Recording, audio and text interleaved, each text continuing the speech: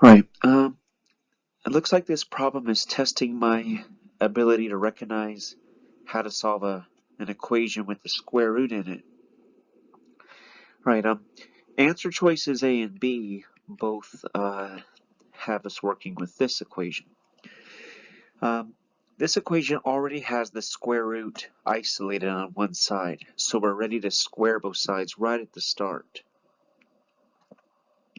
When I square the left side, the square root and the 2 cancel out, leaving me with x minus 1. And x minus 7 quantity squared would be x squared minus 14x plus 49. Notice that this does not match to either of the supposedly right equivalent expressions. So A and B are not the right answer. Whenever we square a binomial, the result is always a trinomial. In order to accomplish this, we could remember that A minus B squared is equivalent to A squared minus 2AB plus B squared. It's not really essential that I remember that, though. I could just take x minus 7 and FOIL it. And if I FOIL this, I'll see that I get x squared minus 14x plus 49. Okay, so answer choices A and B say that I should just square the first term, the x and the negative 7, and get a binomial, but that's not the case. X minus 7 quantity squared is this trinomial. Alright, so it's not A and B. Looking at answer choices C and D, they have me both working with this equation, square root 2x plus 3 plus square root x minus 2 equals 4. This equation has 2 square roots in it. In order to solve an equation with 2 radicals, we want to first isolate one of the radicals. It doesn't matter which one.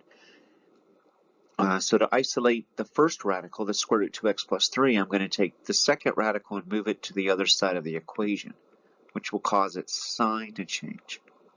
Once we isolate one radical, we then square both sides. On the left, the square root and the 2 cancel, so I get 2x plus 3.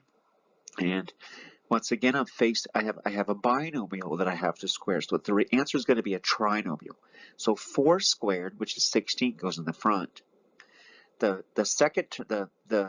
last term will be the square of the b.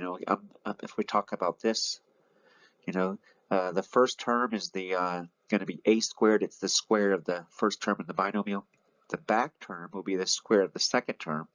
And if I square the square root of x minus 2, it'll be just x minus 2 because the radical goes away. The middle term is the product of these two terms, but doubled.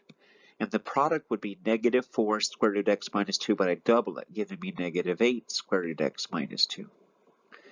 And then I can combine the 16 and the negative 2, so I have 2x plus 3, and 16 minus 2 is 14, plus the x minus the 8 square root x minus 2.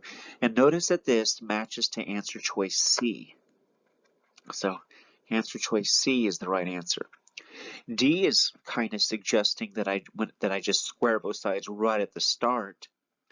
But if we go back to this equation and I square both sides right from the start,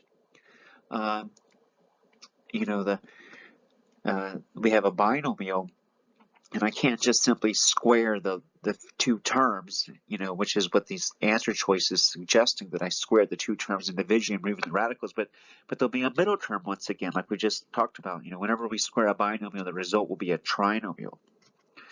And so if I square both sides, I will not get this. And so D isn't correct.